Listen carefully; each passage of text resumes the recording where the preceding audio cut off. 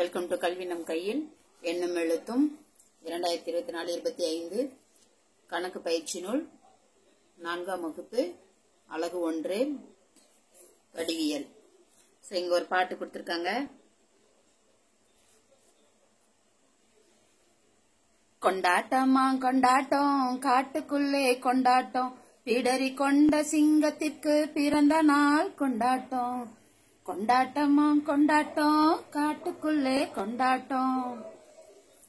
காட்டில் வாழும் விலங்கு எல்லாம் வாழ்த்து சொல்ல வந்துச்சான், வாழ்த்து சொல்ல வந்துச்சான். பச்சை கிளி முதலில் வந்து பந்து ஒன்றை தந்துச்சான். என்ன தந்துச்சான்? பந்து. தாவும் குரங்கு தொப்பி ஒன்றை தலையினிலே மாட்டுச்சான். என்ன மாட்டுச்சான்?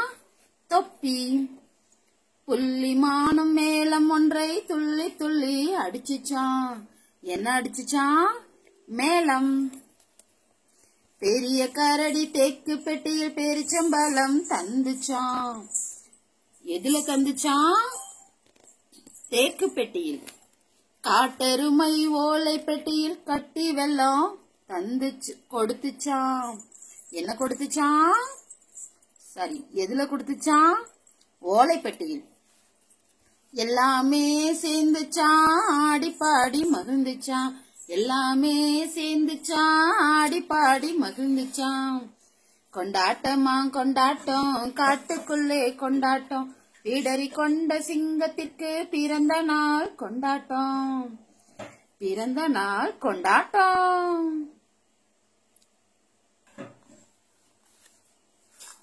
இதோட பொருந்தாத உருவத்தை வந்து டிக் போட சொல்லியிருக்காங்க. தென் முனைகள் மற்றும் விளிம்புகளை எண்ணி எழுத சொல்லியிருக்காங்க. இதுல வந்து கோலத்துக்கு முனையும் கிடையாது, விளிம்பும் கிடையாது. ஏன்னா பக்கங்கள் சேர்ந்தா மட்டும்தான் முனை விளிம்பு உருவாகும். ஸோ இங்க பக்கமே இல்லை. தென் பொறுத்துக. ஸோ சரியான வடிவம், அதோட பேரு, அதுல இருக்கிற ஒரு பொருள், அதை வந்து நம்ம வந்து மெர்ஜ் பண்ண போறோம். அடுத்தது வந்து பொருட்களோட முப்பரிமாண உருவம், அதோட பெயர் வந்து எழுத சொல்லியிருக்காங்க.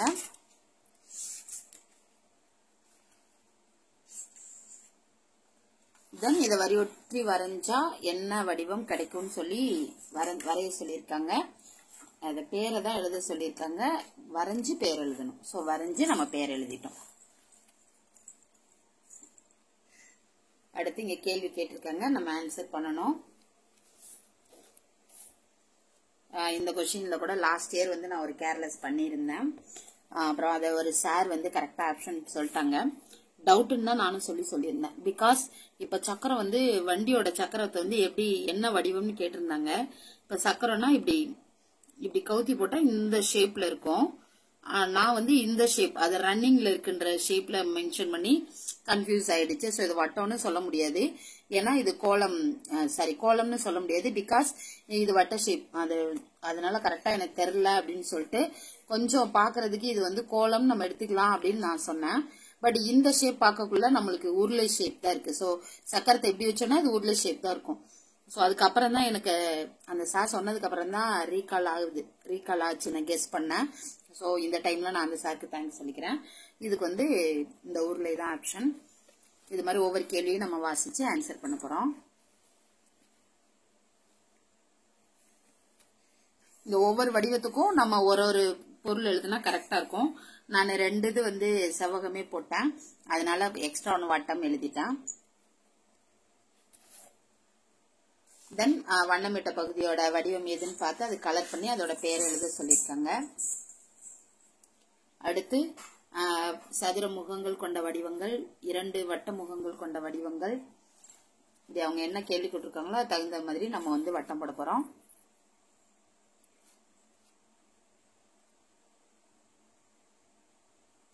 தென் சரியானதை தேர்ந்தெடு, கேள்வியை வாசிச்சு ஆப்ஷன் எதுன்னு பார்த்து நம்ம வந்து தேர்ந்தெடுக்க போறோம்.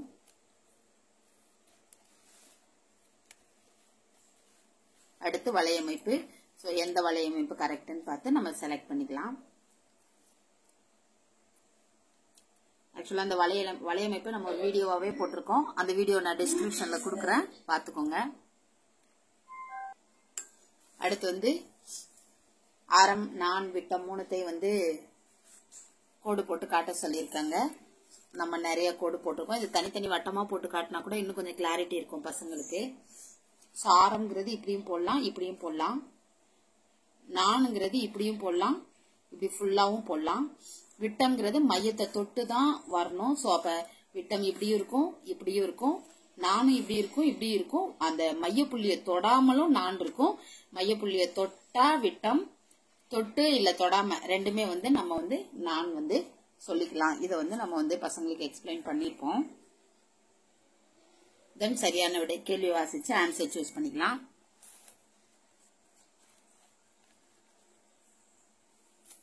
ஸோ மிகப்பெரிய நான் அப்படின்னாலே மையத்தை தொட்டு செல்லக்கூடிய நான் தான் வந்து மிகப்பெரிய நானா வரும்.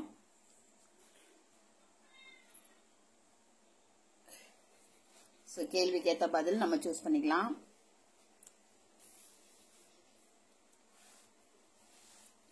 அடுத்து நானே உருவாக்குவேன். விட்டம், நான், ஆரம் எல்லாமே வரைய சொல்லியிருக்காங்க. ஸோ நம்ம அது தகுந்த மாதிரி வரைஞ்சி நான் இப்போ மூணுத்தையும் தனித்தனியா போட்டு காட்டியிருக்கேன், இங்கேயும் போட்டு காட்டியிருக்கேன். ஸோ விட்டம்ங்கிறது மையப்புள்ளி வழியா செல்லணும். நான் அப்படிங்கிறது மையப்புள்ளி வழியாவும் செல்லும், மையப்புள்ளியை தொடாமலும் போகும். வட்டத்தோட அந்த வில்லுல இருந்து எங்க டச் பண்ணாலும் அது வந்து நம்ம வந்து நான் சொல்லலாம். ஸோ அப்ப விட்டம் ஒரு நானான்னு கேட்டா விட்டம் ஒரு நான். ஆனா எல்லா நானையும் நம்ம விட்டம்னு சொல்ல முடியாது. மையத்தை தொட்டுட்டு போற நானை தான் நம்ம விட்டம்னு சொல்ல முடியும். ஸோ ஆரம் நம்ம எல்லாருக்கும் ஏற்கனவே தெரியும். இது மூணுத்தையும் மெர்ச் பண்ணி நான் ஒரே இதுலயும் வரைஞ்சு காட்டியிருக்கேன். அடுத்து சமச்சீர் தன்மையுள்ள வடிவங்களுக்கு பச்சை கலர், இல்லாததுக்கு ரெட் கலர் சொல்லியிருக்காங்க. ஸோ இந்த வீடு வந்து இந்த பக்கமும் ஒன்று இருந்துருந்துச்சுன்னா நம்ம இதுக்கும் சமச்சீர் போட்டிருக்கலாம். ஸோ இது இல்லாததுனால இது சமச்சீர் நம்மளால போட முடியல. அடுத்து சமச்சீர் கோடுகளை வரைந்து அவற்றின் எண்ணிக்கையை எழுதுக. நான் இங்க முதல்ல கான்சென்ட்ரேட் இல்லாம இப்படி ரெண்டு போட்டேன். ஏன்னா இதுவும் செங்கோண முக்கோணம் தான், இதுவும் செங்கோண முக்கோணம் தான் அப்படின்னு சொல்லிட்டு. பட் கொஞ்சம் டைம் எடுத்து யோசிக்கும் போது இப்படி வச்சா இதை நம்ம இது பண்ணும்போது இப்படிதான் கிடைக்கும். ஸோ இதோட வடிவம் இப்படிதான் நம்மளுக்கு வந்து வரும். ஸோ அப்ப இது வந்து நம்ம வந்து ரெண்டையும் மெர்ச் பண்ண முடியாது. அதாவது கண்ணாடியோட பிம்பம் தான் வந்து சமச்சீர். ஒரு பாட்டை வச்சாலே இன்னொரு பாட்டு தெரியணும். அப்ப இதுக்கு வந்து ரெண்டு தான் கரெக்ட்.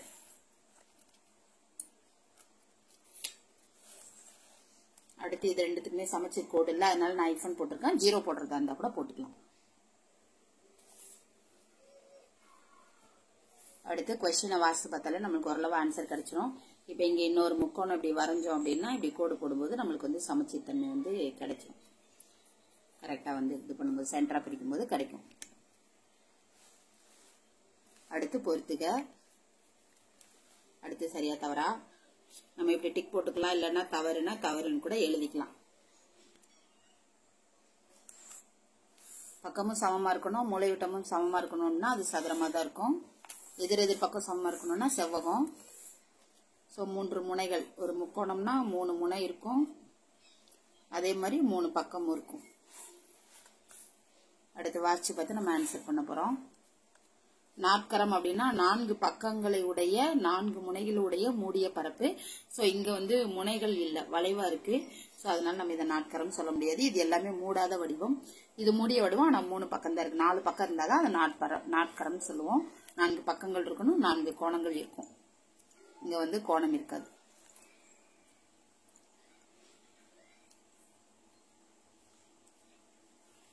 செவ்வகத்தை பொறுத்தளவு பக்கங்கள் எதிரெதிர் பக்கங்கள் சமமா இருக்கும், மூளை விட்டம் சமமா இருக்கும்.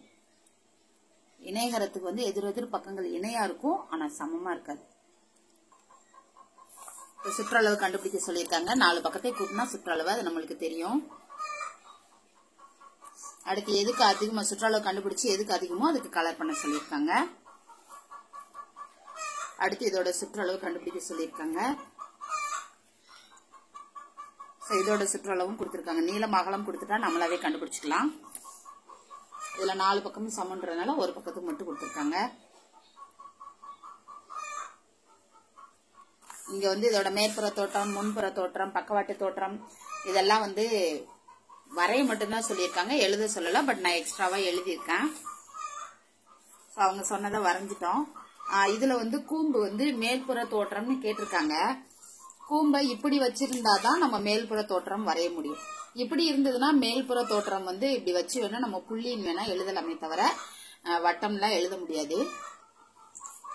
அப்ப வந்து நம்ம இப்படி வரைஞ்சா மட்டும்தான் நம்ம வட்டம் முக்கோணம்னு எழுத முடியும். இப்படி இந்த படத்துல கொடுத்திருக்கிறதுக்கு மேற்புற தோற்றம்னா நம்ம புள்ளின்னு தான் சொல்ல முடியும். ஏன்னா மேல பாக்குறதுக்கு இந்த புள்ளி மட்டும், இந்த முனை மட்டும்தான் தெரியும். சோ நம்ம முனைன்னு எழுதலாம், இல்லைன்னா புள்ளின்னு எழுதிக்கலாம். பசங்க வந்து கேட்பாங்க, இப்ப இங்க மேல்புற தோற்றம் இதுதானே தெரியுது, அப்புறம் எப்படி மிஸ் வட்டம்னு சொல்றீங்க அப்படின்னு கேட்டாங்கன்னா நம்ம இப்படி வரைஞ்சிட்டு எக்ஸ்பிளைன் பண்ணலாம், இல்லைன்னா நம்ம முனைன்னு மட்டும் கூட எழுதிக்கலாம். ஏன்னா அவன் வந்து இதை பார்த்துதான் சொல்ல முடியும், இங்க இதுதானே கொடுத்திருக்காங்கன்னு கேட்டாங்கன்னா அப்ப நம்ம அதை அக்செப்ட் பண்ணிக்கலாம், தப்பு கிடையாது. அடுத்து படத்தை உற்று நோக்கி விடையளிக்கன்னு கொடுத்திருக்காங்க. இது மெர்ச்டு கொஸ்டின்ஸ். இந்த கொஸ்டினுக்கு என்ன ஆன்சர் பண்றோமோ அதை வச்சுதான் அடுத்த கொஸ்டினுக்கு ஆன்சர் பண்ண முடியும். இப்ப இது 3ல எதை சூஸ் பண்றோமோ அது ஓரியன்டா இங்க சூஸ் பண்ற மாதிரி இருக்கும். ஸோ ஹெலிகாப்டர்ல இருந்து பாக்குறதுக்கு மேல மட்டும்தான் தெரியும், மேற்புற தோற்றம் தான் தெரியும். இப்போ வந்து பஸ் எங்க இருக்கு அப்படின்னா வீட்டுக்கு சைட்ல இருக்கு. சோ அதாவது வாசல் பக்கம். சோ இப்ப பஸ்ல இருந்து பார்த்தா வாசல் பக்கம் தெரியும். இந்த படம் ஒரு பஸ்ல இருந்து பார்த்தா. அதுவே கப்பல்ல இருந்து பார்த்தா வீட்டோட பின்பகுதி. சோ வாசலுக்கு பேக் சைடு. சோ வாசலுக்கு பின்னாடி பக்கம் இது இருக்கும். நம்ம வந்து பஸ்ல சம்டைம்ஸ் பசங்க வந்து இந்த மாதிரி கூட கேட்கலாம். இப்ப பஸ் இந்த இடத்துல இருந்துச்சுன்னா தெரியும்லமே சொல்லலாம். இந்த இடத்துல இருந்தா 2 பக்கமே தெரியும்ல அப்படின்னு சொல்லலாம். ஆனா கரெக்டா பஸ் இங்க வீட்டுக்கு முன்னாடி தான் இருக்கு. சோ அப்ப பஸ்னா முன்னாடி, கப்பல்னா இது, ஹெலிகாப்டர்னா இது. அடுத்து பக்கவாட்டு தோற்றம் சைட்ல பாக்குறதுக்கு எப்படி தெரியும், இந்த பக்கவாட்டு தோற்றம் எதுல இருக்குன்னு கேட்டிருக்காங்க. அதே மாதிரி மேற்புற தோற்றம், மேல்புற தோற்றம், இந்த மேல்புற தோற்றம் எதுல இருக்கு, மேல இருந்து பார்த்தா இதுல எதெல்லாம் வட்டமா தெரியும்னு கேட்டிருக்காங்க. ஸோ நான் ஃபர்ஸ்ட் ஃபுல்லாவே வட்டம் போட்டேன். ஃபுல்லாவும் போட்டுக்கலாம், இல்லை இப்படி கூட போட்டுக்கலாம், இல்லை நம்ம இப்படி ஃபுல்லாவும் போட்டுக்கலாம், தப்பு கிடையாது. அடுத்து இதுல முன்புற தோற்றம்னா முன்புற தோற்றத்தை வரையணும், மேல்புற தோற்றம்னா மேல்புற தோற்றம், பக்கவாட்டு தோற்றம்னா பக்கவாட்டு தோற்றம். ஸோ நம்மளுக்கு எது தெரியுதோ அதை நம்ம வந்து வரைஞ்சுக்கணும், என்ன கொடுத்துருக்காங்களோ அதை வரைஞ்சுக்கணும்.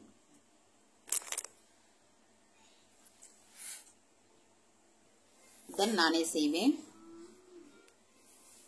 கேள்வி வாசி பார்த்து ஆன்சர் பண்ணிக்கலாம்.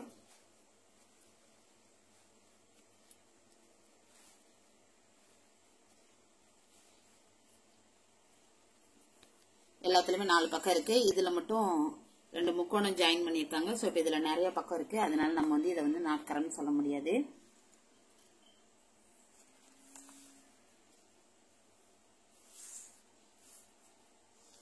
வளையம் பத்தி கொடுத்திருக்காங்க. சோ இப்படி ஒவ்வொரு கேள்வியா வாசிச்சு நம்ம ஆன்சர் பண்ண போறோம். இதுல வந்து ஆரம் விட்டம் நான் 3 கொடுத்திருக்காங்க. அளவு கொடுக்கலாம், நான் இங்க அளவு கொடுத்திருக்காங்க, எது கரெக்ட்னு கேட்டிருக்காங்க. சோ இப்ப ஆரத்தோட 2 மடங்கு தான் விட்டோம். இப்ப இங்க பாத்தீங்கன்னா இந்த நான் வந்து மையப்புள்ளியில தொடல. சோ மையப்புள்ளிய தொடாம போற நான் வந்து சின்னதா தான் இருக்கும். மையப்புள்ளிய தொட்டு போற நான் தான் இருக்கிறதுலே பெருசா இருக்கும் நம்ம சொல்லியிருக்கோம். சோ அப்ப இந்த விட்டமும் ஒரு நான். சோ அப்ப வந்து 4 சென்டிமீட்டர் வருது. ஆரத்தோட 2 பங்கு தான் விட்டம். சோ இந்த கரெக்டா இருக்கு. இதை விட இது வந்து சின்ன அளவா தான் கொடுத்திருக்காங்க. அப்ப இதை விட இது சின்னதா தான் இருக்கும். மித்த எல்லாத்துலயும் பாத்தீங்கன்னா சேம் கொடுத்திருக்காங்க, இல்லன்னா அதை விட இதை பெருசுன்னு கொடுத்திருக்காங்க. இப்ப இந்த அளவு வந்து மையத்தை தொடாதனால கண்டிப்பா இது பெருசா இருக்கிறதுக்கு வாய்ப்பே கிடையாது. அப்ப இதுதான் வந்து பெருசா இருக்கும். அப்ப இந்த ஆப்ஷன் தான் கரெக்ட். அடுத்தெல்லாம் ஈஸியா சூஸ் பண்ணிடலாம். கீழே ஆப்ஷனை ஷேர் பண்ணிருக்கோம்.